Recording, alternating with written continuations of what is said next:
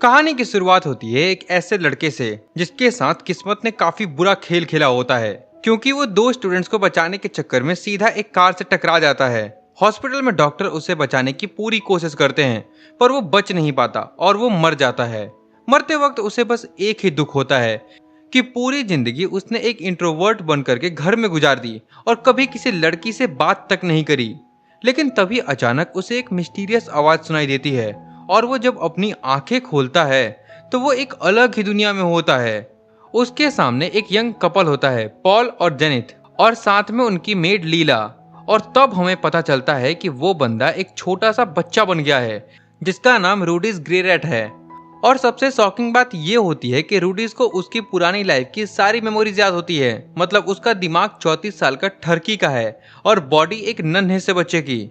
ऐसे ही 6 महीने बीत जाते हैं और रूडी इस नए दुनिया की लैंग्वेज समझना शुरू कर देता है, पर उसका पुराना ठरके दिमाग अभी भी वैसा ही होता है। बेचारी लीला को हर वक्त गंदी नजरों से देखता रहता है। फिर एक दिन वो खिड़की से बाहर देखते हुए सोच रहा होता है कि ये जगह शायद कोई पुरानी यूरोप जैसी है। तभी वो देखता है कि उसका बाप पॉल बाहर तलवारबाजी की प्रैक्टिस कर रहा है। रूडी इतना एक्साइटेड हो जाता है कि वो नीचे गिर जाता है। तभी उसकी मम्मी जेनिथ वहां आती है और एक हीलिंग स्पेल बोलती है। रूडी ये देख करके हैरान रह जाता है कि उसकी चोट एकदम से गायब हो जाती है। तब उसे समझ में आता है कि ये कोई नॉर्मल दुनिया नहीं, यहाँ रियल मैजिक एग्जिस्ट करता है। ऐसे ही धीरे धीरे टाइम बीतता जाता है और अब रूडी अपने पैरों पर चलना स्टार्ट कर देता है। एक दिन उसे घर की सेकेंड फ्लोर पर एक बड़ा सा बॉक्स मिलता है जिसमें मैजिक की कुछ बुक्स होती हैं। वो हैरान होता है कि पूरे घर में सिर्फ 5 ही बुक्स हैं, मतलब शायद यहाँ बुक्स बहुत एक्सपेंसिव है। रूडी उन बुक्स को देख करके ठान लेता है कि वो भी मैजिक करना सीखेगा। सबसे पहले पॉल की हेल्प से वो पढ़ना सीख लेता है और मैजिक गाइड्स को भी पढ़ना शुरू कर देता है।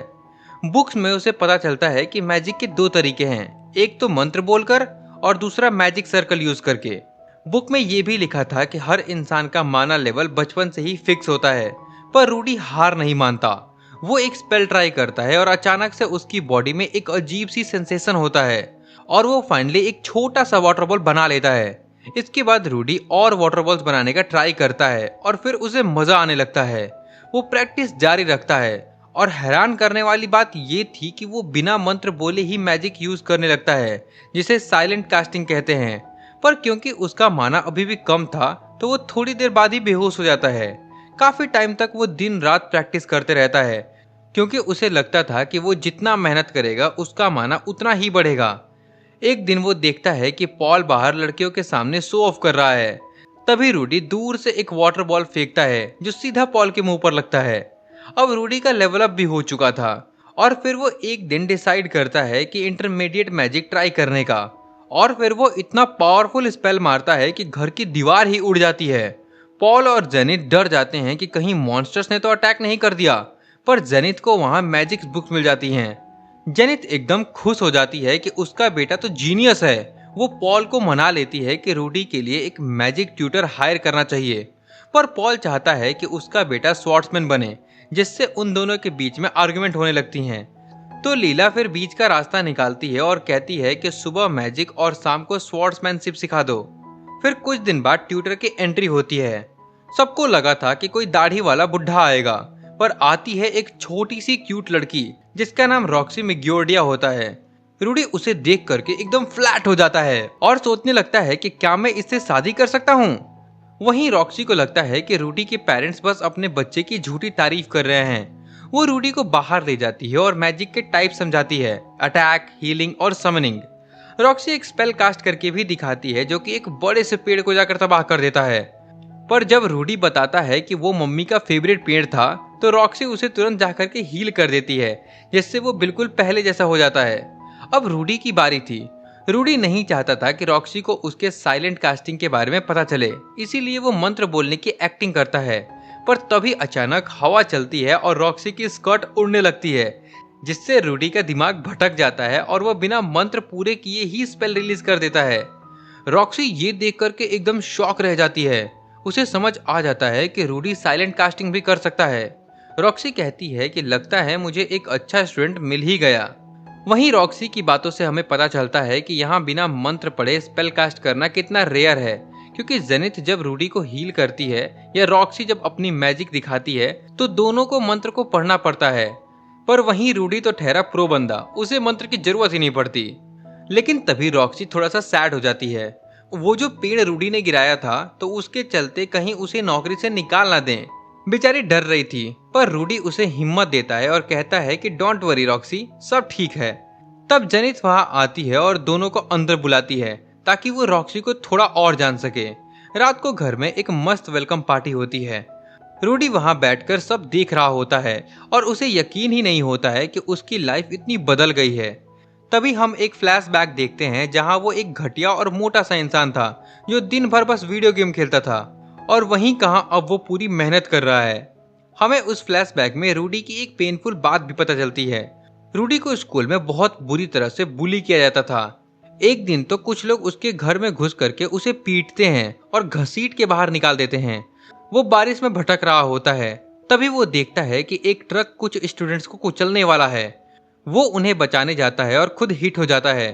फिर हम वापस प्रेजेंट में आते हैं। रूडी अब मिट्टी से अलग अलग सेब बना करके प्रैक्टिस कर रहा होता है। तभी उसे पता चलता है कि पॉल और जेनिथ आजकल बहुत ही ज्यादा इंटीमेट हो रहे हैं और जल्दी ही हो सकता है कि शायद उसे कोई छोटा भाई या बहन मिल जाए। वहीं रूडी ठरकी तो है ही। वो सोचता है कि चलो अंदर जाकर के देखूं क्या सीन चल रहा है। लेकिन तभी वो देखता है कि रॉक्सी भी उनके दरवाजे के बाहर खड़ी होकर के कुछ अजीब हरकतें कर रही थी। ये देख करके रूडी फटाक से चुपचाप अपने कमरे में निकल लेता है और सोचता है कि चलो जो देखा वो भी बुरा नहीं था। इसके बाद 6 महीने बीत जाते हैं और रूडी अब इंटरमीडिएट मैजिक में मास्टर बन चुका होता है। रॉक्सी ने उसे बहुत कुछ सिखा दिया है। एक दिन रॉक्सी उसे डीमन और स्पिरिट के बारे में ही बताती है। रॉक्सी खुद एक डीमन है, इसीलिए शुरू में रूडी के पेरेंट्स थोड़ा डर गए थे क्योंकि उसके बाल ब्लू हैं। रॉक्सी उसे सुपर रेस की कहानी सुनाती है।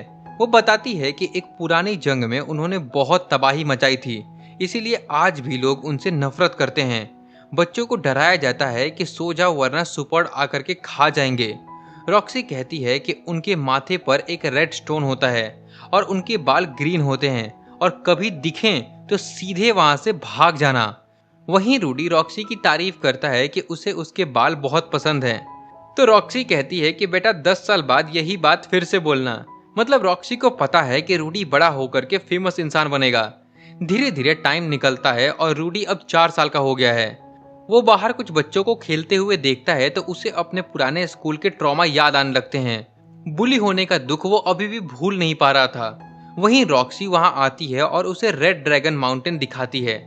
रॉक्सी उसे बताती है कि उन पहाड़ों के उस पार रानोवा नाम का देश है जहां दुनिया का सबसे बेस्ट मैजिक यूनिवर्सिटी है। वो रूडी को वहां जाने की सलाह देती है, पर रूडी कहता है कि मुझे किसी और टीचर की जरूरत नहीं है जब तक आप मेरे साथ हो। रॉक्सी शर्मा जाती है और कहती है कि ऐसा मत बोलो रूडी, तुम आगे चल करके मुझसे भी ज्यादा ओवरपावर्ड बनोगे। फिर ऐसे ही कुछ और टाइम बीत जाता है और फिर आता है रूडी का 5th बर्थडे। इस दुनिया में हर साल नहीं बल्कि हर 5 साल में बर्थडे सेलिब्रेट होता है। पॉल उसे बर्थडे गिफ्ट में एक तलवार देता है और मर्दानगी वाला भाषण झाड़ता है। जेनिथ उसे एक मस्त मैजिक बुक देती है और आखिर में रॉक्सी उसे एक वॉन्ड देती है जिसमें एक महंगी मैजिक जेम लगी है। रूडी वादा करता है कि वो इसे अपनी जान से भी ज्यादा संभाल कर रखेगा। रॉक्सी प्राउड होकर के बताती है कि रूडी ने 4 टाइप के एडवांस अटैक मैजिक सीख लिए हैं, इसीलिए कल उसका फाइनल ग्रेजुएशन एग्जाम है। रूडी रात भर सो नहीं पाता। वो खिड़की पे बैठ करके सोच रहा होता है कि क्या वो इस सेकेंड लाइफ का पूरा फायदा उठा पाएगा। उसे पुराना डर अभी भी सता रहा था। अगले दिन ग्रेजुएशन एग्जाम का टाइम आता है। रूडी एकदम टेरिफाइड होता है क्योंकि उसे घर से बाहर निकलने में डर लगता है उसकी पुरानी लाइफ के चलते। उसे लगता है कि बाहर जाते ही लोग उसे जज करेंगे, लेकिन रॉक्सी उसे जबरदस्ती हॉर्स पर बिठाती है और गांव में बाहर ले जाती है। रूडी हैरान रह जाता है जब वो देखता है कि गांव के लोग कितने प्यारे हैं। सब उसे देख करके स्माइल कर रहे थे, जिससे उसका कॉन्फिडेंस धीरे धीरे वापस आने लगता है। फिर वो लोग एक बड़े खुले मैदान में पहुंचते हैं। रॉक्सी कहती है कि अब मैं तुम्हें एक स्केयर्ड लेवल वाटर स्पेल दिखाऊंगी, ध्यान से देखना क्योंकि मैं इसे सिर्फ एक ही बार करूंगी और तुम्हें इसे मेमोराइज करना होगा। जैसे ही वो स्पेल कास्ट करती है, अचानक आसमान काला हो जाता है और एक भयानक तूफान आ जाता है। तभी अचानक बिजली कड़कने लगती है और सीधा उनके घोड़े पर गिरती है। रॉक्सी तुरंत घोड़े को हील करती है और रूडी से कहती है कि अब उसकी बारी है।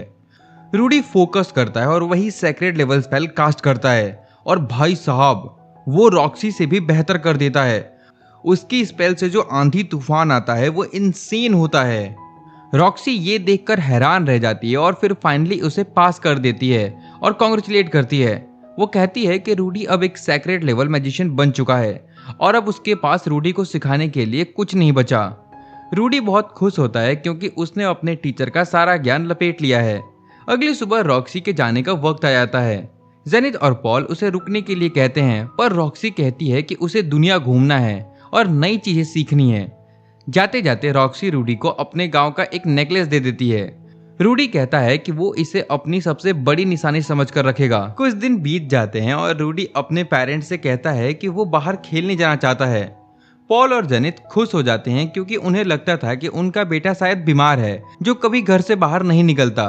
पॉल मजाक में रूडी से कहता है कि बेटा मर्द वो नहीं जो ताकतवर हो, बल्कि वो है जो औरतों की रिस्पेक्ट करे। और हाँ, जा रहे हो तो 2 गर्लफ्रेंड्स लेकर के आना। इसके बाद रूडी बाहर निकलता है और गांव में घूमते हुए देखता है कि कुछ घटिया बच्चे एक मासूम को परेशान कर रहे हैं। वो बुलिस मिट्टी के गोले फेंक रहे होते हैं। तभी उनमें से एक लड़का पत्थर उठाता है। इतने में रूडी तुरंत बीच में आ जाता है और अपना वाटर मैजिक यूज करके उन तीनों को वहां से भगा देता है। बेचारा बच्चा जिसे वो बचा रहा था उसने एक हुड पहना हुआ था। रूडी जब उसका चेहरा देखता है तो उसे लगता है कि ये तो बड़ा हैंडसम लड़का है और रॉक्सी की बात याद करते हुए उसके माथे पर देखता है क्योंकि उसके बाल ग्रीन थे। रूडी को सुकून मिलता है जब वो देखता है कि वहां कोई जेम नहीं है। वो लड़का बताता है कि उसके पापा एक हाफ एल्फ हैं और उसके बालों का कलर अलग होने की वजह से सब उसे चिढ़ाते हैं। रूडी उसे चुप कराता है और दोनों दोस्त बन जाते हैं। रूडी को अभी भी लग रहा होता है कि ये एक हैंडसम लड़का है जो आगे चल करके उसे लड़कियां पटाने में हेल्प करेगा। वो बताता है कि उसका नाम सिल्फी है। फिर रूडी और सिल्फी पूरे दोपहर मैजिक की प्रैक्टिस करते हैं। शाम को रूडी उसको उसके घर छोड़ करके वापस आता है तो देखता है कि पॉल एकदम गुस्से में लाल पीला हो रहा है। पॉल को लगता है कि रूडी ने बिना वजह उन लड़कों को पीटा है। रूडी समझाने की कोशिश करता है पर पॉल इतना गुस्से में होता है कि वो कुछ सुनने को तैयार ही नहीं था और फिर वो रूडी को एक जोर का थप्पड़ मार देता है। रूडी को भी गुस्सा आ जाता है और वह सरकास्टिकली बोलता है कि ठीक है, अगली बार 3 लोग किसी अकेले को पीट रहे होंगे तो मैं भी उनका साथ दूंगा ताकि फिर 4 लोग पीट सके। ये सुनते ही पॉल को अपनी गलती समझ आ जाती है और वह रूडी से माफी मांगता है। हमें पता चलता है कि पॉल के पापा भी उसके साथ ऐसा ही रूड बिहेव करते थे। फिर आगे हम देखते हैं कि सेल्फी और रूडी की दोस्ती और गहरी हो रही है। रूडी उसे साइलेंट कास्टिंग भी सिखाता है और सेल्फी भी इसे जल्दी सीख लेती है। रूडी अभी भी उसे लड़का समझ रहा था बट एक्चुअली वो एक लड़की है। एक दिन जब वो लोग ऐसे ही खेल रहे होते हैं तभी अचानक बारिश होने लगती है और दोनों भीगते हुए रूडी के घर पहुंचते हैं। लीला उन्हें गर्म पानी में नहाने के लिए कहती है। रूडी बिना किसी शर्म के सिल्फिया के सामने सारे कपड़े उतार देता है। सिल्फिया बेचारी शर्म से लाल हो जाती है।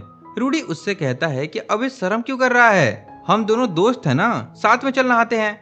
हद तो तब हो जाती है जब रूडी जबरदस्ती उसकी पैंट उतारने लगता है और उसे लगता है कि शायद सिल्फिया इसीलिए शर्मा रहा है क्योंकि उसका हथियार छोटा है। इसके बाद रूडी एकदम से सिल्फिया के अंडरवियर नीचे खींच देता है और बुम। और फिर जो रूडी देखता है वो देख के तो शॉक ही रह जाता है क्योंकि उसे पता चल जाता है कि वो एक लड़का नहीं लड़की है। सिल्फिया शर्म से रोने लगती है और रूडी को भी समझ आ जाता है कि उसने बहुत बड़ी गलती कर दी है। तभी तुरंत पॉल वहां आता है और सिल्फिया को संभाल लेता है। बाद में पॉल रूडी को समझाता है कि बेटा जाकर के माफी मांग लो। अगले दिन रूडी सिल्फिया से माफी मांगने जाता है पर सिल्फिया उसे अवॉइड कर रही होती है। रूडी एकदम डिप्रेस्ड हो जाता है तो पॉल उसे एक प्रो टिप देता है, लड़कियों को मर्द की कमजोरी देखना पसंद होता है। बाय द वे वैसे ये प्रो टिप आप लोगों के लिए भी है। Okay, back to story. फिर पॉल रूडी को सिल्फिया की तरफ धक्का दे देता है। रूडी पहले तो नर्वस हो जाता है और अजीब बातें करने लगता है पर फिर वो रिलैक्स होता है और सिल्फिया से दिल की बात करता है। आखिर में दोनों फिर से दोस्त बन जाते हैं और सिल्फिया भी कहती है कि उसे भी वापस नॉर्मल होना है और फन करना है। इधर भी सभी की जिंदगी एकदम मस्त चल रही थी। सब बहुत खुश थे क्योंकि जेनिथ ने एक बड़ी खुशखबरी दे दी होती है, वो फिर से प्रेग्नेंट थी। पर एक दिन जब सब मजे से लंच कर रहे होते हैं तभी लीला अचानक से एक ऐसी न्यूज़ देती है कि सबके होश उड़ जाते हैं। वो बताती है कि वो भी प्रेग्नेंट है। सबकी नज़रें एकदम से सीधा पॉल पर जाती हैं और वो कन्फेस भी कर लेता है कि हाँ, ये कांड उसने ही किया है। ये सुनते ही जेनिथ तो एकदम आग बबूला हो जाती है और वहीं टेबल पर पॉल को एक जोर का थप्पड़ मार देती है। वहीं लीला कहती है कि वो बच्चा पैदा करके घर छोड़ देगी, पर रूडी को फिक्र होती है। उसे पता था कि इतनी ठंड में लीला का बाहर जाना उसके और बच्चे दोनों के लिए खतरनाक हो सकता है। रूडी को याद आता है कि लीला ने उसके अंडरवियर वाला राज भी छुपाया था, तो अब वक्त आ चुका है एहसान चुकाने का। रूडी ने अपना दिमाग चलाया और जेनिथ को इमोशनल ब्लैकमेल करना शुरू किया। उसने सारा ब्लेम पॉल पर डाल दिया, ये कहते हुए कि पॉल ने ही लीला के साथ जबरदस्ती किया था। फिर वो और थोड़ा बढ़ा चढ़ा करके कहता है कि वो लीला और अपने होने वाले भाई बहनों को खोना नहीं चाहता। रूडी की बातों से जेनिथ का दिल पिघल जाता है और वो लीला को रुकने के लिए कह देती है। लीला बेचारी खुशी के मारे रोने लगती है, पर वहीं पॉल को वार्निंग मिल जाती है कि बेटा तेरी क्लास तो बाद में लगेगी। फिर कुछ महीने बाद घर में दो प्यारी बेटियां होती हैं, ऐसा और नॉर्न। रूडी अब एक जिम्मेदार बड़ा भाई बन गया है। वहीं लीला पहले तो रूडी को ठरकी बच्चा समझती थी और उसे पसंद नहीं करती थी, पर रूडी ने उसकी जान बचाई तो वो अब रूडी की इज्जत करने लगती है। इधर रूडी और पॉल की ट्रेनिंग चलती रहती है। रूडी अपने बाप को घटिया इंसान समझता है, पर उसकी ताकत की इज्जत करता है। एक बार जब रूडी ट्रेनिंग में मैजिक यूज करने की कोशिश करता है तो पॉल उसे तुरंत रोक देता है और कहता है कि अगर तुम्हें भी मेरी तरह कूल बनना है तो तुम्हें भी स्ट्रांग बनना होगा। ये सुनते ही रूडी गुस्सा हो जाता है और कहता है कि मुझे ऐसा कूल नहीं बनना जो अपने बीबी को ही चीट करे। पॉल बेचारा शर्मिंदा हो जाता है और टॉपिक चेंज कर देता है। पॉल बताता है कि रूडी को स्कूल जाने की जरूरत नहीं है, क्योंकि स्कूल तो बस अमीर बाप की बिगड़ी हुई औलादों से भरा होता है। रूडी को थोड़ा दुख होता है क्योंकि उसे लगता था कि वहाँ बहुत सारी सुंदर लड़कियां मिलेंगी। उनकी बात चल ही रही होती है कि तभी वहाँ सिल्फिया आ जाती है और फिर रूडी और वो बाहर खेलने चले जाते हैं। रूडी को अभी भी लग रहा था कि उसकी प्रोग्रेस रुक गई है, इसीलिए उसे गांव से बाहर निकलने की जरूरत है। जैसे ही सिल्फिया को रूडी की थॉट का पता चलता है वो रोने लगती है और रूडी को पकड़ लेती है। प्लीज मुझे छोड़कर मत जाओ। रूडी उसे चुप कराता है और सोचता है कि ठीक है, इतनी सुंदर लड़की को छोड़ करके मैं एक फालतू सा मैजिक सीखने जाऊं ना। फिर उसी दिन रात को पॉल रूडी के कमरे में आता है और उसे रॉक्सी का लेटर देता है। लेटर में लिखा था कि 2 साल बीत चुके हैं और रॉक्सी अब एक प्रिंस को मैजिक सिखा रही है। वो प्रिंस बिल्कुल रूडी जैसा ही ठरकी है, जो उसे कपड़े बदलते वक्त देखता रहता है और उसके अंडरवेयर चुराते रहता है। वहीं रॉक्सी की वाटर मैजिक भी किंग लेवल तक की हो चुकी है। फिर रॉक्सी एंड में लिखती है कि अगर रूडी को और बेहतर बनना है तो उसे रानोआ मैजिक यूनिवर्सिटी जाना ही चाहिए। रात भर सोचने के बाद अगले दिन रूडी अपने पापा से कहता है कि वो यूनिवर्सिटी जाना चाहता है, पर वो सिल्फिया को भी साथ ले जाना चाहता है। पॉल साफ मना कर देता है क्योंकि 2 लोगों की फीस भरने का पैसा उसके पास नहीं है। पॉल कहता है कि बेटा पैसे पेड़ पर नहीं उगते, तो रूडी जिद करता है कि ठीक है, मुझे कोई जॉब दिलवा दो ताकि मैं खुद पैसे कमा करके सिल्फिया की फीस भर सकूं। पॉल थोड़ी देर सोचता है और मान जाता है। कुछ दिन बाद घर के बाहर एक कैरेज आती है और उसमें एक खतरनाक वॉरियर लड़की उतरती है जिसका नाम गिलैन होता है। वो आधा इंसान और आधा जानवर है और देखने में काफी ब्यूटीफुल लग रही थी। उसके आते ही जेनिथ और लीला रूडी को बाय बाय कहने लगती हैं कि हम तुम्हें मिस करेंगे, अपना ख्याल रखना और भी बहुत कुछ। वहीं रूडी हैरान होता है कि अभी ये क्या हो रहा है, इतनी जल्दी भेज रहे हो। पॉल रूडी से एक आखिरी सवाल पूछता है, अगर मैं कहूँ कि तुम सिल्फिया से कुछ दिनों के लिए मत मिलो तो क्या करोगे। रूडी सीधे बोलता है कि मैं आपकी बात नहीं मानूंगा। तभी पॉल अचानक रूडी पर अटैक कर देता है। रूडी खुद को बचाने के लिए फायर मैजिक, अर्थ मैजिक, वाटर मैजिक, उसे जो भी आता था सब कर देता है, पर पॉल बहुत पावरफुल होता है और वो एट द एंड एक हिट लैंड कर देता है। और फिर जब रूडी की आंखें खुलती हैं तो वो कैरेज के अंदर होता है और उसके सामने गिलैन बैठी होती है। उसे समझ आ जाता है कि उसे घर से बहुत दूर भेजा जा रहा है ताकि वो खुद के पैरों पर खड़ा हो सके। फिर गिलैन उसे पॉल का एक लेटर देती है जिसमें लिखा होता है कि रूडी को रोआ शहर में एक 9 साल की लड़की का ट्यूटर बनना होगा। बदले में गिलैन रूडी को तलवारबाजी सिखाएगी क्योंकि वो एक किंग लेवल वॉरियर है। पॉल ने साफ लिखा था कि रूडी अगले 5 साल तक घर नहीं आ सकता। इनफैक्ट वो कोई लेटर भी नहीं लिखेगा। पॉल को लग रहा था कि रूडी अब सिल्फिया पर ज्यादा ही डिपेंड करने लगा है, इसीलिए उसे मर्द बनने के लिए बाहर भेजा गया है। रूडी भी समझदार है, वो सोचता है कि चलो सही है, दूर रहने से सिल्विया भी थोड़ा इंडिपेंडेंट बनेगी। कुछ देर बाद रूडी रोआ शहर पहुंचता है और एक बड़ी मेंशन में उसका स्वागत होता है। वहां उसे फिलिप बोरियस ग्रेरेट मिलते हैं, जो कि रूडी के रिश्तेदार निकले और वो रोआ शहर के मेयर भी होता है। फिर फिलिप कहता है कि अगर तुम मेरी बेटी को 5 साल तक पढ़ाओगे तो मैं तुम्हारी यूनिवर्सिटी की फीस भर दूंगा। पर फिलिप पहले ही वार्न कर देता है, बेटा मेरी बेटी थोड़ी जिद्दी है और बिगड़ैल भी है, तो ये तुम्हारे लिए इजी नहीं होने वाला है। फिर वो सभी उसकी बेटी के पास जाते हैं जिसका नाम एरिस बोरियस होता है। रूडी उसे हेलो बोलता है, पर एरिस तो एक नंबर की गुस्सैल और बदतमीज निकलती है। रूडी उससे कुछ बात करने का ट्राई भी करता है, पर वो इतने में ही अचानक से रूडी को थप्पड़ मार देती है और गेट आउट बोल देती है। रूडी को कुछ देर के लिए कुछ समझ नहीं आता कि उसके साथ आखिर हुआ क्या है, बट फिर रूडी भी उसे एक थप्पड़ मार देता है और गुस्से में बोलता है कि अब तुम्हें समझ आया कि थप्पड़ खाना कैसा लगता है। पर वो अभी बोल ही रहा होता है कि एरिस उसे तुरंत एक जोर का पंच सीधा मुंह पर मार देती है, जिससे वो सीधा जमीन पर गिर जाता है और उन दोनों की हरकतें देख करके बाकी सभी शॉक हो जाते हैं। इधर एरिस इतने में ही नहीं रुकती, वो पागल सांड की तरह रूडी के ऊपर चढ़ जाती है और एक के बाद एक पंचेस मारना शुरू कर देती है। रूडी किसी तरह अपना विंड मैजिक यूज करके वहां से निकलता है, बट एरिस अभी भी उसका पीछा कर रही होती है। पर वो किसी तरह एक टेबल के नीचे छुप करके खुद को बचा लेता है। इसके बाद रूडी हार नहीं मानता और एक मस्त प्लान बनाता है। अगले दिन वो दोनों एक बॉक्स में बंद मिलते हैं। रूडी ने प्लान किया था कि वो एरिस को झूठ मूठ का किडनैपिंग दिखाएगा ताकि वो मैजिक की इम्पोर्टेंस सीख सके। वो दोनों एक पुराने घर में होते हैं जहां एक मोटा आदमी आता है और एरिस को पीटने लगता है और उसे इतना पीट देता है कि एरिस का शकल ही बदल जाता है। रूडी वहीं खड़ा सोच रहा होता है कि ये कुछ ज्यादा ही एक्टिंग नहीं कर रहा, तभी जाते जाते वो मोटा रूडी को भी एक पंच लगा देता है।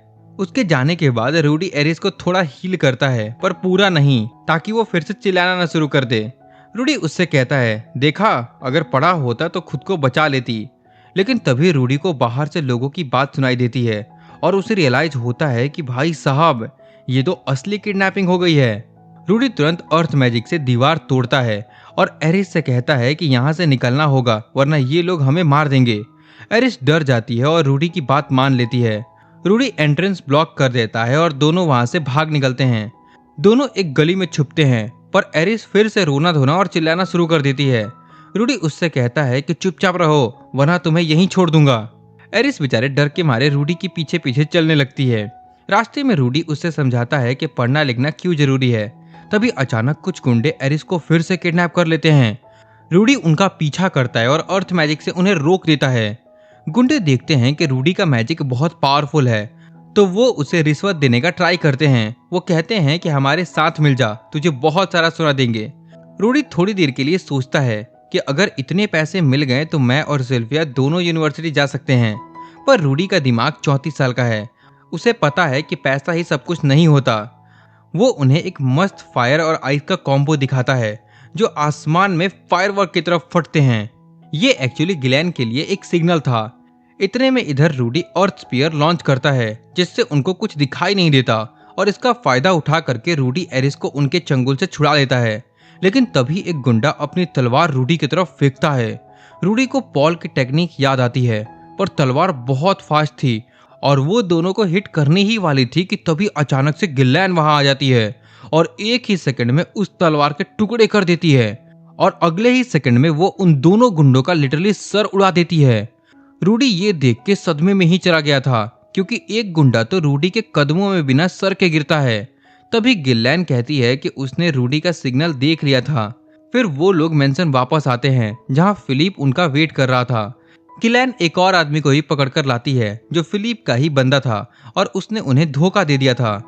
अब एरिस बड़ी प्राउड होकर कहती है, देखो रूडी, हमारे साथ रहने का वादा घर पहुंचने तक ही था, जिससे रूडी को लगता है कि शायद अब उसे निकाल दिया जाएगा।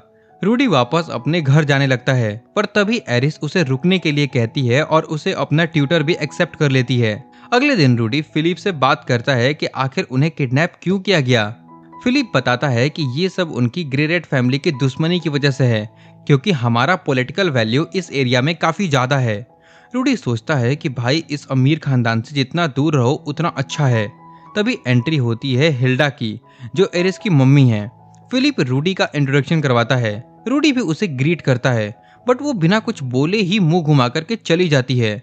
फिर आते हैं सॉरस ग्रेरेट, जो इस पूरे खानदान के हेड हैं और फिलिप के पापा हैं। सॉरस काफी ही ज्यादा लाउड वॉइस में बात कर रहा था, जैसे एरिस करती है। जब उन्हें पता चलता है कि रूडी ने एरिस को बचाया है, तो वो फिलिप को ही एक जोर का मुक्का मार देते हैं। तूने रूडी और मेरी प्यारी एरिस को इतने खतरे में कैसे पड़ने दिया? सॉरस कहता है कि रूडी अब एरिस को मैजिक सिखाएगा, क्योंकि एरिस मैजिक के पीछे पागल हो गई है। रूडी शर्त रखता है कि मैं तभी पढ़ाऊंगा जब एरिस खुद मुझसे रिक्वेस्ट करेगी। सॉरस को गुस्सा तो आता है, पर रूडी समझाता है कि हर बार कोई आकर के उसके बिहाफ में बात करेगा तो वो कभी भी पोलाइट और हम्बल लेडी नहीं बन पाएगी। एरिस आते ही अपने एटीट्यूड में कहती है कि मुझे मैजिक सिखा दो जल्दी। तो सॉरस को फिर से गुस्सा आ जाता है और वह कहता है कि पोलाइटली रिक्वेस्ट करो। एरिस बेचारी अपनी प्राइड को साइड में रख करके एक बहुत ही क्यूट एनिमल पोज बनाती है और रूडी से रिक्वेस्ट करती है। इसके बाद रूडी भी अग्री कर जाता है। अब ट्रेनिंग शुरू होती है, जहां रूडी भी अपना स्वॉर्ड ट्रेनिंग कंटिन्यू रखता है गिलेन के अंडर। इधर एरिस अपना पहला फायर स्पेल कास्ट करती है और रूडी को भी बड़ा प्राउड फील होता है। एक दिन रूडी गिलेन को मैथ सिखा रहा होता है, तभी एरिस एक्साइटमेंट में अपने ही बेड पर आग लगा देती है। रूडी तुरंत वाटर मैजिक से आग बुझाता है और एरिस डर के मारे भाग जाती है। रूडी उसे ढूंढने निकलता है और बताता है कि 1 महीना हो गया है उसे पढ़ाते हुए, पर एरिस पढ़ने लिखने के नाम से कोसों दूर भागती है। आखिर में वो रूडी को एक अस्तबल में सोते हुए मिलती है। अब रूडी का ठरके दिमाग फिर से जाग जाता है। वो सोती हुई एरिस को टच करने की कोशिश करता है और उसके अंडरवेयर निकालने ही वाला होता है कि वो तभी एकदम से जाग जाती है। फिर क्या था, एरिस ने रूडी को इतना कूटा कि रूडी की हालत खराब हो गई। रूडी डेस्परेट होकर के गिलेन के पास जाता है। ये लड़की तो कुछ सीखने को तैयार ही नहीं है। अगले दिन गिलेन उन्हें एक कहानी सुनाती है। वो बताती है कि पहले उसे लगता था कि सिर्फ तलवारबाजी ही सब कुछ है, इसीलिए उसने कभी पढ़ाई नहीं की। पर जब वो अकेले ट्रैवल कर रही थी तो उसे पैसे गिनने तक नहीं आता था। गिलेन बताती है कि एक बार उसने गलती से सारे पैसे खत्म कर दिए और भूख के मारे इतनी पागल हो गई कि उसे मॉन्स्टर्स की पोटी खानी पड़ी, जिसके बाद उसे कई दिनों तक भयानक डायरिया रहा। ये सुनकर के एरिस डर जाती है और तुरंत पढ़ने के लिए तैयार हो जाती है। रूडी भी खुश हो जाता है कि उनका प्लान काम कर गया। फिर शाम को दोनों स्वॉर्ड्समैनशिप की प्रैक्टिस करते हैं और गिलेन उन्हें स्वॉर्ड ट्रेनिंग दे रही होती है। वहाँ एरिस रूडी को बुरी तरह हरा देती है। रूडी पूरा थक चुका होता है, पर जब वो सिल्फिया के बनाए हुए स्टैचूज देखता है तो उसे हिम्मत मिलती है कि उसे 5 साल तक यहाँ टिकना ही होगा, ताकि वो दोनों एक साथ यूनिवर्सिटी जा सकें। धीरे धीरे एरिस पढ़ने में मेहनत करने लगती है, पर बेचारी स्ट्रेस में आ जाती है क्योंकि रूडी ने उसे एक भी छुट्टी नहीं दी थी। तो फिर रूडी डिसाइड करता है कि आज दोनों मार्केट जाएंगे शॉपिंग करने। रास्ते में रूडी एरिस की तारीफ करता है कि वो सुंदर लग रही है, पर एरिस तो एरिस है। वो फिर से रूडी को एक मुक्का मार देती है। रूडी कहता है कि ये लड़कियों जैसा क्यों बिहेव नहीं करती। फिर वो लोग मार्केट में पहुंचते हैं और वहां की चीजें देख करके रूडी तो क्रेजी ही हो जाता है। वो सारी चीजें अपने नोटबुक में लिखने लगता है। मार्केट में ही एक दुकानदार रूडी को एक अजीब स्पेशल मेडिसिन चिपकाने की कोशिश करता है, जो इंटरकोर्स के लिए होती है। रूडी हैरान होकर के प्राइस चेक कर रहा होता है, तभी गिलेन और एरिस पीछे से आ जाते हैं। रूडी एकदम सीरियस बन जाता है और उन्हें मैथ का एग्जाम्पल देने लगता है ताकि बातें पलट सके। तभी रूडी एक बुक शॉप पर जाता है और देखता है कि बुक्स बहुत महंगी हैं, तकरीबन 7 गोल्ड कॉइन्स की। एरिस कहती है कि मेरे दादा के पास बहुत पैसा है, मैं दिला देती हूँ। पर रूडी उसे एक बड़ा लेसन देता है। वो कहता है कि दूसरों के पैसे पर इतना घमंड मत करो। फिर रूडी उसे बताता है कि मुझे पूरे महीने तुम्हें पढ़ाने के सिर्फ 2 सिल्वर कॉइन मिलते हैं और गिलेन को 2 गोल्ड कॉइन, जबकि वो तुम्हारी फैमिली की गार्ड और एक किंग क्लास स्वॉर्ड्समैन है। रूडी उसे समझाता है कि उसे अपने पैसों की वैल्यू करनी चाहिए। वो एरिस से कहता है कि वो सॉरस दादा से बात करेगा ताकि एरिस को अपनी पॉकेट मनी मिले। वापस आते वक्त रूडी आसमान में एक बहुत बड़ी फ्लोटिंग आइलैंड देखता है और उसे देख करके वो शॉक ही हो जाता है। गिलेन बताती है कि ये आर्मर ड्रैगन किंग प्रेगियस का फ्लोटिंग फोर्ट्रेस है। एरिस बताती है कि प्रेगियस उन 3 हीरोज में से एक है जिन्होंने डीमन गॉड ला पैलेस को हराया था। रूडी पूछता है कि ये ला पैलेस कौन है, तो एरिस कहती है कि वो एक बहुत ताकतवर डीमन था जो कि पूरी ह्यूमन रेस को खत्म करना चाहता था। रूडी सोचता है कि मैंने ये कहानियां बचपन में सुनी थी, पर मुझे लगता था कि ये सब बस फेरी टेल्स हैं, जैसे उसकी पुरानी दुनिया में होती थी, पर यहाँ सब कुछ असली था। रूडी को रियलाइज हो जाता है कि इस दुनिया का इतिहास कितना गहरा है और खतरनाक भी। ग्लेन बताती है कि वो फ्लोटिंग आइलैंड पिछले 400 सालों से आसमान में है। रूडी सोचता है कि काश कभी वहां मैं भी जा पाता। कुछ दिन बाद हम देखते हैं कि एरिस अब थोड़ा काम है क्योंकि रूडी ने उसे छुट्टी दे दी है। लेकिन तभी अचानक एरिस रूडी को वही स्पेशल मेडिसिन गिफ्ट करती है जिसे रूडी मार्केट में देख रहा था। ग्लेन बताती है कि रूडी की वजह से ही एरिस को पॉकेट मनी मिल रही है, तो उसने रूडी के लिए ये गिफ्ट खरीदा। रूडी बेचारा शर्मा करके पानी पानी हो जाता है जब एरिस पूछती है कि ये किस काम आता है। रूडी बात पलटने की कोशिश करता है पर गिलैन उसे पकड़ लेती है। फिर दोनों लड़कियां मिल करके रूडी को गुदगुदी करके टॉर्चर करती हैं ताकि वो सच उगल दे। इन सब के बीच रूडी अपनी मेहनत से रॉक्सी की एक बहुत ही डिटेल्ड स्टैचू बनाता है, इतनी डिटेल्ड कि उसने अंडरवियर तक परफेक्ट बनाई है। तभी एडना नाम की एक लेडी आती है और रूडी से हेल्प मांगती है।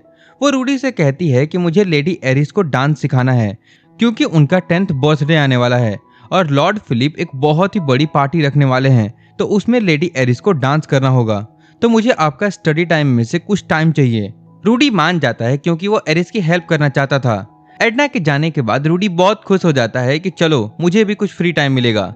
अगले दिन रूडी मैंसन की लाइब्रेरी में फिलिप से मिलता है। फिलिप उसे बीस्ट गॉड की लिखी एक अजीब बुक दिखाता है। यहाँ हमें पता चलता है कि फिलिप और रूडी का टेस्ट एकदम सेम है। दोनों को बीस्ट गर्ल की पूंछ और कान बहुत पसंद है।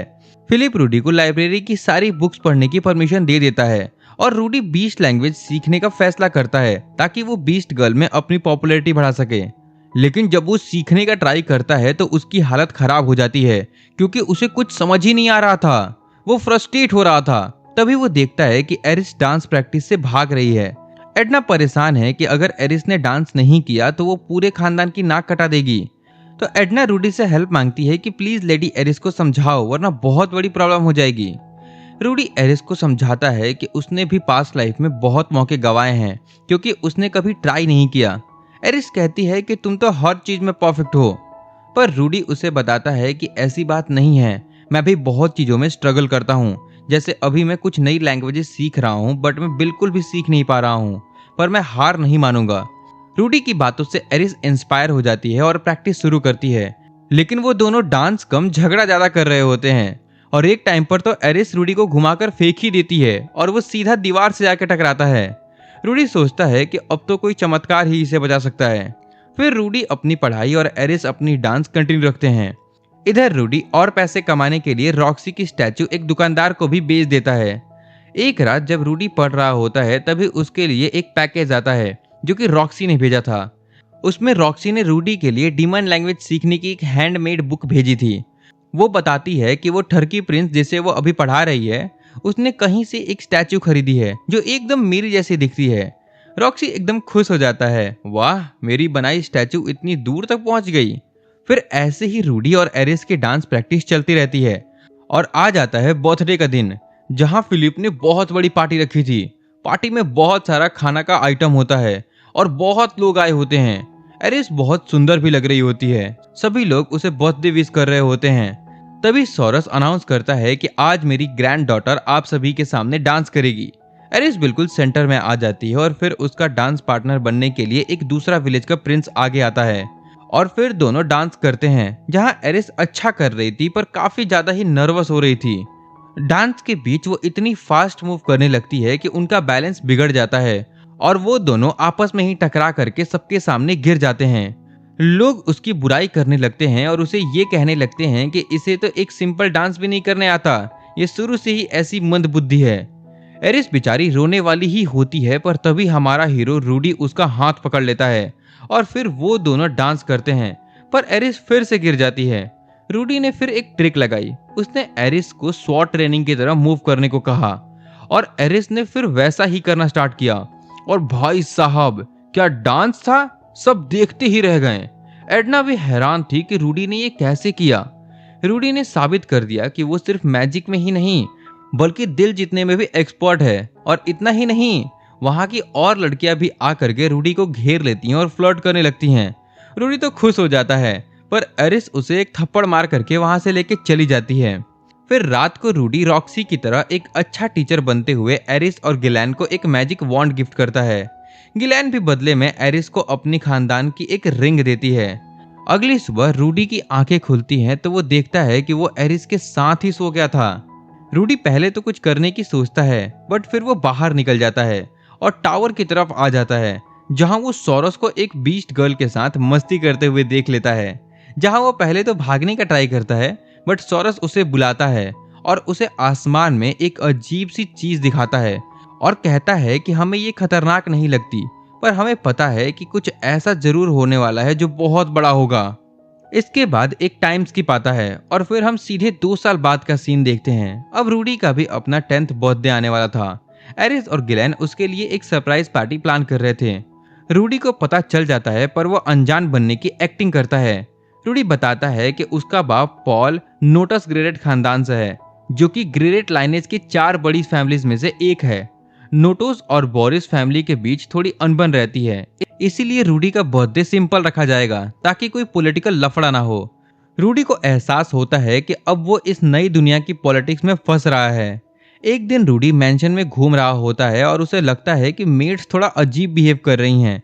गिलेन उसे डिस्ट्रैक्ट करने के लिए पूछती है कि क्या तुमने तीनों लैंग्वेज सीख ली।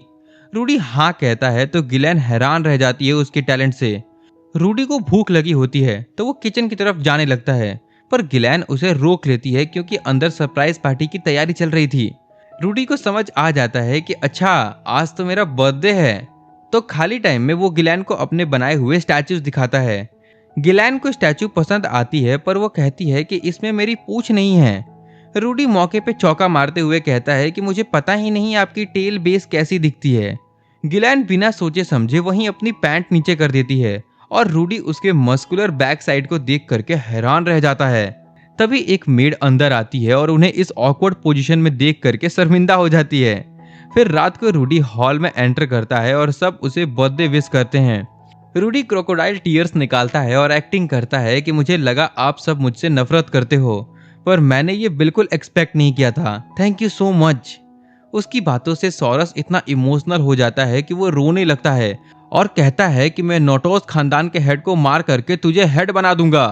हिल्डा भी, जो पहले रूडी को पसंद नहीं करती थी, वो अचानक रूडी को आकर के गले लगा लेती है। वो रूडी को अपना बेटा मान लेती है और कहती है कि मेरी बेटी से शादी कर लो। एरिस शर्मा जाती है और अपनी मम्मी को वहां से भगा देती है। अब आता है एरिस का सरप्राइज। वो रूडी को एक बहुत ही महंगी और पावरफुल स्टाफ गिफ्ट करती है, जिसका नेम है एक्वा हर्टिया। ये वाटर ड्रैगन का स्टाफ है और इसकी कीमत एक खानदान बेचने बराबर है। रूडी हैरान होता है, पर एरिस कहती है कि बस एंजॉय करो और कुछ मत सोचो। फिर सब पार्टी एंजॉय करने लगते हैं। बाद में फिलिप रूडी को ऑफर देता है कि क्या तुम एरिस से शादी करके बोरियस फैमिली संभालना चाहते हो। रूडी डर जाता है क्योंकि उसे इस घटिया पॉलिटिक्स लफड़े में नहीं पड़ना था। वो मना कर देता है। फिर जब रूडी अपने कमरे में जाता है तो एरिस वहां पहले से ही होती है और वो काफी बोल्ड लुक में होती है। रूडी समझ जाता है कि इसे जरूर फिलिप ने भेजा होगा ताकि हमारे बीच कुछ हो सके और फिर वो मेरी शादी करा दें। पर फिर रूडी बेड पर जाकर के बैठता है और एरिस से पूछता है कि तुम यहाँ क्या कर रही हो। तो एरिस कहती है कि मुझे लगा तुम अकेले डर रहे होगे तो तुम्हारा साथ दे दूं। इसके बाद वो बातें करने लगते हैं, पर रूडी का ठरके दिमाग बैठे बैठे ही उसके साथ काफी कुछ सोचने लगता है। पर एक टाइम पर तो वो लेजिट एरिस के काफी क्लोज आ जाता है और उसे बेड पर लिटा करके अपने कपड़े उतार देता है और उसे टच करने लगता है। इतने में ही एरिस उसे जोर का मुक्का मारती है और कमरे से बाहर भाग जाती है। पर थोड़ी देर बाद वो वापस आती है और फिर रूडी को कहती है कि आज तुम्हारा स्पेशल डे था तो मैं तुम्हें माफ कर रही हूँ, बट अगर तुम्हें ये सब करना है तो 5 साल, बस 5 साल वेट करो, फिर जो चाहे वो कर लेना। रूडी एकदम खुश हो जाता है और नाचने लगता है, बस 5 साल और। पर तभी उसे अपनी दोस्त सिल्फी की याद आती है। फिर सीन चेंज होता है और हम देखते हैं कि पॉल मॉन्स्टर से लड़ रहा था। वो गुस्से में होता है कि वो अपने बेटे के बर्थडे पर नहीं जा पाया इनकी वजह से। फिर हम सेल्फी को भी देखते हैं जो रूडी के घर गई थी, जहां उसकी बहनें भी अब बड़ी हो गई हैं। सेल्फी रूडी के लिए एक गिफ्ट भिजवाना चाहती थी। लीला भी रूडी के लिए एक बहुत महंगा गिफ्ट भेजती है। वो बात कर ही रहे थे कि तभी सब आसमान में अजीब से बादल देखते हैं। दुनिया के कोने कोने में सभी लोग ये देख करके हैरान हो जाते हैं। रॉक्सी को भी कुछ अजीब महसूस होता है। पहाड़ों में ड्रैगन गॉड ऑर्स्टेड की एंट्री होती है। ऑर्स्टेड इतना खतरनाक है कि ड्रैगन्स भी उसे देख करके भाग जाते हैं। वो बताता है कि माना का बहुत बड़ा ढेर एक जगह पर जमा हो रहा है। फिर हम एक ड्रैगन एम्प्रेस किसरिका को भी देखते हैं, जहां वो भी हैरान होती है। फिर हम पेरेगियस को देखते हैं जो अपने बंदे अल्माफी द रेडियंट को चेक करने भेजता है और कहता है कि जो भी चीज होगी उसे खत्म कर देना। फिर सीन वापस रूडी के पास चेंज होता है।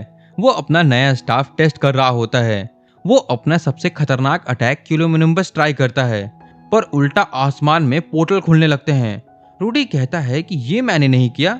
गिलेन को कुछ अजीब महसूस होता है और वो तुरंत उसे भागने को कहती है, पर तभी अल्माफी वहां आ जाता है। वो सोचता है कि रूडी ही इस सब का जिम्मेदार है। गिलेन अल्माफी से लड़ती है और उसे रोकती है, पर तभी आसमान की वो अजीब चीज फट जाती है और पूरी इलाके को एक वाइट लाइट निगल लेता है। इस तबाही को माना कैलेमिटी कहते हैं और उस लाइट के अंदर सभी आ जाते हैं। फिर जब रूडी की आंखें खुलती हैं तो वह हैरान रह जाता है। वो अपने पुरानी बॉडी में होता है। उसे लग रहा था कि वो फिर से मर गया और ये सब एक सपना था। तभी एक मिस्टीरियस बंदा आता है जो अपना नाम हितोगामी द मैन गॉड बताता है। रूडी गुस्से में होता है और उसे लगता है कि हितोगामी ने उसका सब कुछ छीन लिया, वो फिर से मर गया। वहीं हितोगामी रूडी को कहता है कि तुम मरे नहीं हो और वार्न करता है कि वो इस वक्त दुनिया की सबसे खतरनाक जगह डीमन कॉन्टिनेंट में है, जहां खाने पीने का ठिकाना नहीं है और हर तरफ भयानक मॉन्स्टर्स हैं। जाते जाते हितोगामी उसे एक टिप देता है कि जब तेरी आंख खुलेगी तो तेरे पास एक बंदा होगा, बस उस पर आंख बंद करके ट्रस्ट कर लेना। फिर रूडी की आंख खुलती है तो वो देखता है कि एरिस उसकी बगल में सो रही है और उसके सामने एक सुपॉड बैठा था। सुपॉड यानी वही जिसके बारे में रॉक्सी ने बताया था कि वो बच्चों को खा जाते हैं। रूडी बेचारा डर तो जाता है, पर फिर उसे हितोगामी की बात याद आ जाती है। वो हिम्मत करके डीमन लैंग्वेज में बात करता है, जिससे वो सुपॉड हैरान हो जाता है। फिर वो अपना इंट्रोडक्शन देता है, जहां उसका नाम रुजर्ड सुपर्डिया होता है। वो बताता है कि रूडी और एरिस आसमान से गिरे थे और उसने उनकी जान बचाई है। रुजर्ड कहता है कि वो उन्हें घर तक छोड़ करके आएगा, क्योंकि अगर वो उन्हें यहाँ अकेले छोड़ देगा तो सुपर्ड रेस की बदनामी और ज्यादा बढ़ जाएगी। तभी एरिस जागती है और रुजर्ड को देख करके इतना चिल्लाती है कि पूरा जंगल गूंज उठता है। बेचारी डर के मारे रोने लगती है, क्योंकि बचपन से उसे सुपर्ड की डरावनी कहानियां सुनाई गई थीं। पर रूडी उसे संभालता है और धीरे धीरे वो तीनों दोस्त बन जाते हैं। कुछ दिनों बाद वो एक विलेज पहुंचते हैं। वहां पता चलता है कि वो मेगॉड ट्राइब का विलेज है, यानी रॉक्सी का गांव। रूडी के गले में एक नेकलेस था जो रॉक्सी ने दिया था, जिसे देख करके वहां के लोग उसे अंदर आने देते हैं। रूडी रॉक्सी के मम्मी पापा यानी रोवान और रोकारी से मिलता है। रॉक्सी 44 साल की है, पर वहां के लोग 200 साल तक जीते हैं, इसीलिए उसकी मम्मी अभी भी यंग लग रही थी। रूडी मजाक में ही रोवान को ससुर जी बोलने की कोशिश करता है, पर रोवान उसे ठंडे दिमाग से मना कर देता है।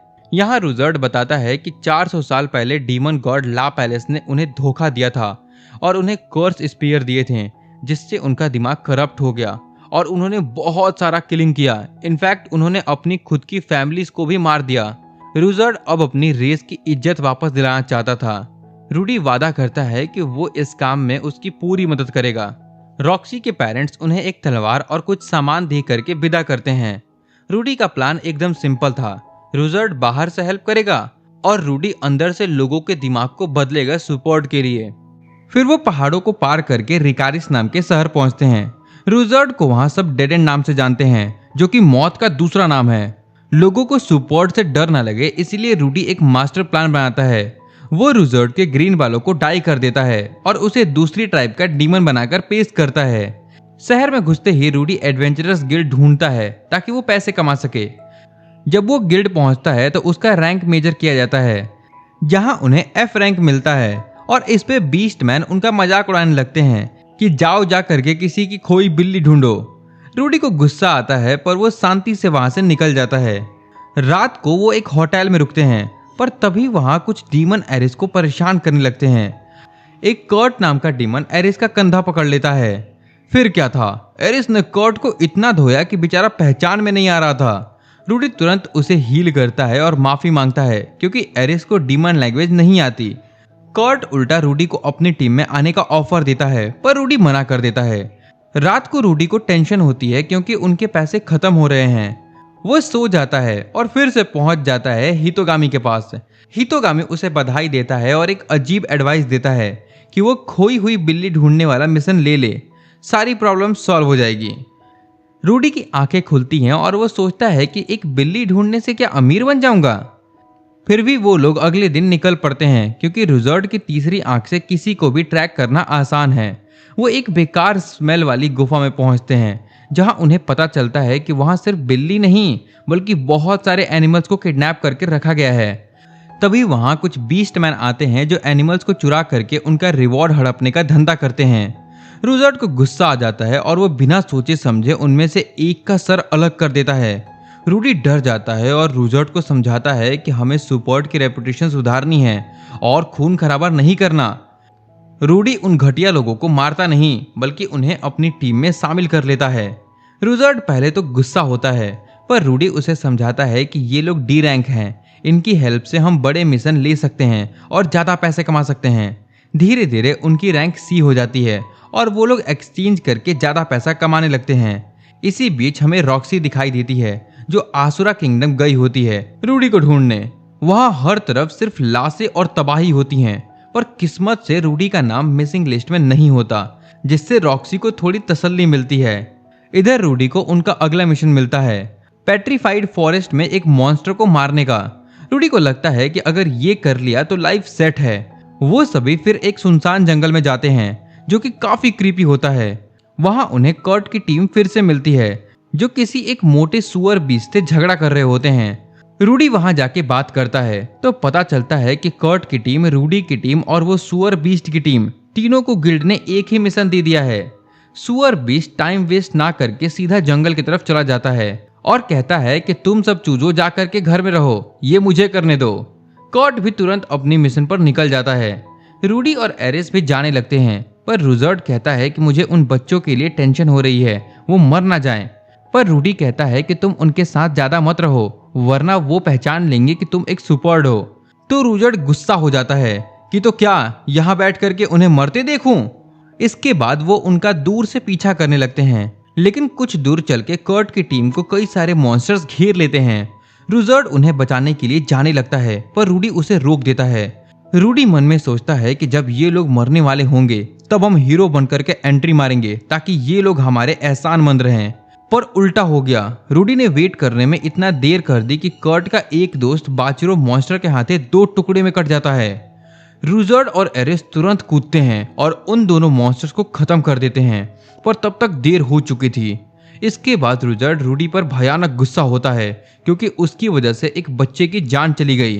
रूडी को अपनी गलती का एहसास होता है पर वो एकदम टूट जाता है। फिर कर्ट और उसके साथी को वो लोग एक सेफ जगह पर छोड़ देते हैं और फिर वो अपने मिशन पर निकलते हैं। लेकिन जंगल में थोड़ी दूर ही अंदर जाते उन्हें किसी के चिल्लाने की आवाज आती है और वो तुरंत भाग कर जाते हैं देखने। जब वो वहां पहुंचते हैं तो वहां उन बीस्ट की लाशें होती हैं और एक जाइंट स्नेक उस सुअर बीस्ट को अपने मुंह में दबाया होता है। रिजॉर्ट कहता है कि हमें इसे ही मारना है, इसका नेम रेड हुड कोबरा है और ये बहुत पावरफुल है। लेकिन जब रूडी रिजॉर्ट से पूछता है कि क्या हम इससे जीत पाएंगे तो वो कॉन्फिडेंट होकर बोलता है डेफिनेटली। इसके बाद रूडी तुरंत एक फायर स्पेल से स्नेक पर अटैक करता है। इतने में रिजॉर्ट उस पर चार्ज कर देता है और अपने वेपन से उसे काटने लगता है। लेकिन जब एरिस अटैक करती है तो वो उसे एक स्क्रैच तक नहीं दे पाती, उल्टा वो स्नेक उसे हिट कर देता है और वो दूर जाकर गिरती है। इसका फायदा उठा करके स्नेक रूडी पर भी अटैक कर देता है बट सही टाइम पर रिजॉर्ट आकर के रूडी को बचा लेता है और तभी एरिस फिर से अटैक करती है लेकिन इस बार वो उसे लेजिट 2 हिस्सों में काट देती है। रूडी भी उसी टाइम पर एक बहुत पावरफुल फायर बॉल स्पेल से उसके गले पर हिट करता है और उस स्नेक का काम तमाम कर देता है। इसके बाद वो सभी गिल्ड वापस आते हैं पर रास्ते में ही उन्हें नोपारा, वही हॉर्स बीस्ट मिल जाता है। वो कहता है कि तुम सी रैंक के मिशन कैसे कर रहे हो क्योंकि वो तो इन्हें करना चाहिए ना। और वो उन्हें उन दोनों बंदों को दिखाता है जिनकी वजह से वो सी रैंक वाले मिशन कर पा रहे थे। वो उन्हें ब्लैकमेल करता है। वो कहता है कि अगर गिल्ड को ये पता चल गया तो वो तुम्हें निकाल देंगे और तुम्हारा लाइसेंस भी कैंसिल कर देंगे। और वो रूडी से उनकी महीने भर की कमाई का आधा हिस्सा मांगता है। रूडी को उसकी बातें सुन करके गुस्सा आ जाता है और वो ये सोच लेता है कि मुझे अब इस पूरे विलेज को खत्म करना होगा वरना इसके चलते हमारी पूरी जर्नी खराब हो जाएगी, हम हर जगह से बैन हो जाएंगे। और फिर वो अपना सबसे पावरफुल स्पेल स्टार्ट करता है। आसमान ब्लैक होने लगता है। रिजॉर्ट उसे ये करते देख लेता है और उसे समझ आ जाता है कि वो क्या करने वाला है। इसीलिए वो अपने बालों का कलर हटा देता है और जैसे ही नोपारा उसके ग्रीन हेयर देखता है उसकी फट जाती है। रुजर्ड को देखते ही वहां एकदम से भगदड़ मच जाती है। रुजर्ड ने खुद को एक्सपोज कर दिया ताकि रूडी को कोई गलत काम ना करना पड़े। शहर से बाहर निकल करके रूडी रुजर्ड से माफी मांगता है। रुजर्ड रूडी को गले लगाता है और कहता है कि मैंने तुम्हारे अंदर की आग देखी, तुम एरिस को बचाने के लिए कुछ भी कर सकते हो। रूडी, तुम एक असली वॉरियर हो। फिर वो तीनों अपना हाथ मिलाते हैं और कहते हैं कि हम अपने घर वापस लौट के रहेंगे। अगली सुबह हम देखते हैं कि रुजर्ड ने अपने बाल ही काट लिए होते हैं क्योंकि वो समझ गया था कि उसे लोग सिर्फ उसके बालों से ही पहचानते हैं। तो फिर रूडी उसे एक बंडाना देता है ताकि उसका स्टोन भी कवर हो सके और वो थोड़ा अच्छा भी दिखे। फिर वो तीनों आसुरा किंगडम की तरफ निकल पड़ते हैं। फिर ऐसे ही कई महीने निकल जाते हैं और वो तीनों एक बहुत बड़ी कोस्टल सिटी पहुंचते हैं। और फिर हम रॉक्सी को भी देखते हैं जो कि वो भी इसी सेम सिटी में पहुंचती है। पर दुख की बात यह है कि दोनों एक ही पोर्ट पर होने के बावजूद भी एक दूसरे को देख नहीं पाते। रूडी एक शिप ओनर से बात करता है क्योंकि उन्हें समुद्र पार करना है। वो शॉपकीपर समझ जाता है कि ये न्यू है, इसीलिए वो उन्हें लूटने वाले प्राइजेस मांगने लगता है। तो फिर वो लोग वहां थोड़ा रुकने का फैसला करते हैं ताकि पैसे जमा कर सकें। रात को रूडी को फिर से हितोगामी के दर्शन होते हैं। हितोगामी कहता है कि मेरी पिछली एडवाइस ने थोड़ा लफड़ा कर दिया था, पर अब मेरी बात सुनो, जाओ मार्केट से खाना खरीदो और फिर एक अंधेरी गली में निकल जाना। रूडी को लगता है कि पता नहीं अब क्या नया कांड होने वाला है। अगले दिन रूडी वही करता है। वो खाना लेके एक गली में घूम रहा होता है। इनफैक्ट एक बार तो उसे रॉक्सी क्रॉस भी कर जाती है, पर वो दोनों फिर से एक दूसरे को नोटिस नहीं करते। कुछ दूर चल के गली में उसे एक अजीब सी लड़की मिलती है जो भूख के मारे तड़प रही होती है। वो कहती है कि 300 साल बाद उसका पुनर्जन्म हुआ है, पर अब वो भूख से मर रही है। रूडी को लगता है कि बेचारी अकेली रह करके पागल हो गई है, तो वो उसे खाना दे देता है। लेकिन तभी ट्विस्ट आता है। वो लड़की कोई ऐसी वैसी नहीं बल्कि डीमन एम्प्रेस किसिरिका किसिरिसु होती है। वो रूडी से खुश होकर के उसे एक विश मांगने को कहती है। रूडी मजाक में कहता है कि मुझे अमीर बना दो और आधा दुनिया दे दो। जब वो नहीं कर पाती तो वो अपना शरीर ऑफर करती है। पहले तो रूडी काफी एक्साइटेड हो जाता है और उसके आंखों में एक अलग ही चमक आ जाती है, पर फिर वो डर जाता है। आखिर में किसिरिका रूडी को एक डीमन आई तोहफे में देती है और वो लेजिट अपने नंगे हाथों से ही रूडी का आंख निकाल देती है और अपना लगा देती है। रूडी पूरा चिल्लाने लगता है, पर तभी उसे उसका हैंड डबल डबल दिखने लगते हैं। रूडी को अब आई ऑफ फोरसाइट मिल गई है, मतलब वो एक सेकंड आगे का फ्यूचर देख सकता है।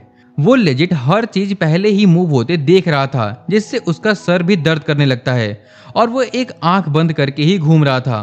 पर तभी उससे एक बंदा टकरा जाता है और उस पर चिल्लाने लगता है। लेकिन रूडी जब उसे देख रहा होता है तो वो पहले ही कुछ नोटिस कर लेता है और उस आदमी को दूर हटा देता है। तभी एक सेकंड बाद एक पॉट आकर के वहीं गिरता है। वो बंदा भी ये चीज देख करके शॉक रह जाता है, पर रूडी बिना कुछ बोले वहां से निकल जाता है। फिर ऐसे ही एक हफ्ता बीत जाता है और रूडी अब अपनी नई आंखों का मास्टर बन चुका होता है। वो ये भी बताता है कि एक सेकंड की ड्यूरेशन को और भी ज्यादा बढ़ाया जा सकता है अगर माना और अपने कंसंट्रेशन पर सही कंट्रोल किया जाए तो।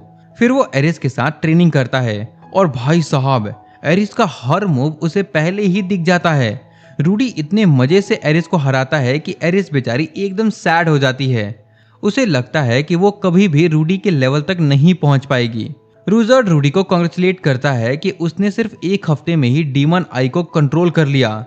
रूडी एक्साइटमेंट में रुजर्ड को भी चैलेंज करता है, पर रुजर्ड तो प्रो है ना, वो रूडी को धूल चढ़ा देता है और उसका मुंह मार मार कर सुझा देता है। रात को रूडी को बुरा लगता है कि उसने एरिस को इतना गंदा हराया। वो सोचता है कि उन्हें जल्दी से जल्दी एरिस को घर छोड़ना चाहिए। पैसों की इतनी कमी होती है कि रूडी चुपचाप बाहर निकलता है ताकि वो एरिस का दिया हुआ महंगा स्टाफ एक्वा हार्टिया बेच सके। पर तभी रुजर्ड उसे पकड़ लेता है। रुजर्ड उसे बहुत गंदा डांटता है। वो कहता है कि एरिस ने तुम्हें ये गिफ्ट प्यार से दिया था और तुम इसे बेचने चले हो। हम सब मेहनत कर रहे हैं, तुम अकेले सब हैंडल करने की कोशिश मत करो। रूडी को भी अपनी गलती समझ आ जाती है। रुजर्ड उसे समझाता है कि अगर एरिस को पता चला तो वो क्या सोचेगी, शायद इससे उनका ग्रुप भी टूट जाएगा। वो अभी बात कर ही रहे होते हैं कि तभी रुजर्ड किसी को देखता है और वो वही बंदा होता है जिससे रूडी उस दिन मार्केट में टकराया था। वो अपना नाम गैलेस क्लीनर बताता है और कहता है कि वो बस रूडी को थैंक यू बोलने आया है। इसके बाद हम रॉक्सी और उसकी टीम को देखते हैं जो कि एक बार में होते हैं। वो लोग वहाँ इन्फॉर्मेशन कलेक्ट कर रहे होते हैं ताकि रूडी और बाकी लोगों के बारे में कुछ पता चल सके। इतने में रॉक्सी के पास कुछ लोग आते हैं और उसे कहते हैं कि तुम हमारी पार्टी में आ जाओ, हमें एक मेज की जरूरत है और हम जल्दी ही सी रैंक हो जाएंगे। रॉक्सी कहती है कि मैं ऑलरेडी एक ए रैंक मेज हूँ और वैसे भी मैं अभी एक पार्टी में हूँ, तो मैं तुम्हारे साथ नहीं आ सकती। ए रैंक सुनते ही उनमें से एक लड़का कहता है, क्या तुम वही फेमस किंग लेवल मेज रॉक्सी हो? ये सुनकर के रॉक्सी की टीममेट एलिना कहती है कि रॉक्सी तुम तो काफी ज्यादा फेमस हो। फिर वो लोग वहां से चले जाते हैं और ये सब आपस में बात करने लगते हैं। उनकी बातों से हमें पता चलता है कि रॉक्सी के जो करंट टीममेट्स हैं वो पहले पॉल के टीममेट्स थे। फिर रॉक्सी उन्हें ये भी बताती है कि उसे डेड एंड नाम की एक पार्टी के बारे में पता चला है जिसमें 3 लोग हैं और उनमें से एक मेज भी है। वो टीम काफी खतरनाक मानी जा रही है क्योंकि लोगों ने ये भी सुना है कि उनमें असली सुपर्ड डेड एंड भी है। लेकिन रॉक्सी को अभी ये नहीं पता होता कि वो मेज रूडी ही है। उसके बाद हम अगले दिन का सीन देखते हैं जहां रॉक्सी बीच पर रुजर्ड और एरिस को ट्रेनिंग करते हुए देख लेती है और एक पत्थर के पीछे छुप करके उन्हें ऑब्जर्व करने लगती है। लेकिन तभी रुजर्ड उसे देख लेता है और रॉक्सी तुरंत वहां से भाग जाती है। फिर अगले दिन रॉक्सी और उसके टीममेट्स वो जगह छोड़ देते हैं और एक नई जगह के लिए निकल जाते हैं क्योंकि उन्हें वहां रूडी के बारे में कोई इन्फॉर्मेशन नहीं मिली होती। वहीं रूडी भी गैलस की हेल्प से रुजर्ड को एक बोट दिलवा देता है और रूडी और एरिस एक शिप पर बैठ करके अगले शहर के लिए निकल जाते हैं। शिप पर रूडी के अजीबोगरीब ख्याल शुरू हो जाते हैं एरिस के साथ। वो लेजिट ये सोचने लगता है कि काश ये शिप क्रैश हो जाए और फिर रूडी और एरिस किसी आइलैंड पर अपनी लाइफ बिताते हैं जहां एक दिन रूडी रॉक्सी के साथ मिलकर के बेबीज भी करता और वो सब काफी खुश होते हैं। लेकिन वहीं रियलिटी में एरिस को सी सिकनेस हो रही होती है, वो लगातार उल्टियां किए जा रही होती है और वहीं रूडी उसे अपनी हीलिंग मैजिक से हील कर रहा होता है। फिर कुछ दिनों के ट्रैवल के बाद फाइनली वो लोग एक न्यू सिटी पहुंचते हैं जहां रूडी एरिस को एक घर में छोड़ करके सबसे पहले रुजर्ड को वापस लेने जाता है क्योंकि रुजर्ड को गैलस ने स्मगल किया था। रूडी स्मगलर के पास जाता है और वहां रुजर्ड के पास पहुंचता है। रास्ते में उसे कुछ बीस्ट गर्ल भी दिखती हैं जिन्हें कुछ गुंडे मार रहे होते हैं और एक कुत्ता भी दिखता है जिसे उन्होंने कैप्चर करके रखा होता है। पर जब वो रुजर्ड के पास जाता है तो रुजर्ड कहता है कि मुझे उन लड़कियों को बचाना होगा क्योंकि वो उन्हें मार देंगे और अब तक एक को उन्होंने मार भी दिया है। रूडी सोचता है कि अभी वो रुजर्ड को खून खराबा करने नहीं दे सकता वरना सुपर्ड की इमेज और खराब हो जाएगी, इसीलिए वो खुद उन सबको मारने का डिसाइड करता है। लेकिन रुजर्ड रूडी को मना कर देता है और कहता है कि तुम अपने हाथ गंदे मत करो, मैं इन सबको देख लेता हूँ, तुम उन बच्चियों को बचाओ। इसके बाद रुजर्ड अपनी रस्सी तोड़ता है और इतनी स्केरी लुक देता है कि उस गुंडे की वहीं फट जाती है। फिर रुजर्ड जाता है और एक ही बार में उसको काट देता है। इधर रूडी उन बीस्ट गर्ल के पास जाता है जहां पहले तो वो उस पर अटैक करने की कोशिश करती हैं, पर रूडी उन्हें समझाता है कि मैं तुम्हें बचाने आया हूं और तुम्हें हर्ट नहीं करूंगा। फिर वो रूडी पर ट्रस्ट करने लगती हैं और रूडी उन्हें हील करता है। लेकिन उनमें से एक लड़की पहले ही मर चुकी होती है जिससे वो थोड़ा सैड हो जाता है। तभी वहां रुजर्ड वापस आता है और वो सब फिर बाहर निकल जाते हैं। बाहर का सीन देख करके रूडी की भी फट जाती है कि किस ब्रुटैलिटी से रुजर्ड ने सबको मारा है। लेकिन तभी एक बीस्ट गर्ल कहती है कि उनका डॉग अंदर ही रह गया। तो रूडी कहता है कि ठीक है, तुम सब यहीं रहो, मैं उसे वापस लाता हूँ। रूडी जब उसके सेल में जाता है तो वो एक इनविजिबल बैरियर से टकरा जाता है। फिर रूडी अपनी वाटर मैजिक से उस बैरियर को तोड़ देता है और डॉग को रिलीज कर देता है। डॉग भी काफी खुश हो जाता है और रूडी को लिक करने लगता है। रूडी भी उसके साथ खेलने लगता है। तभी अचानक से एक बीस्ट मैन उसके पीछे आ जाता है और वो रूडी पर अटैक कर देता है। क्योंकि रूडी उस अटैक को डॉच नहीं कर पाता, वो काइंड ऑफ पैरालाइज हो जाता है और डायरेक्ट जमीन पर गिर जाता है। वो कुछ बोल भी नहीं पाता।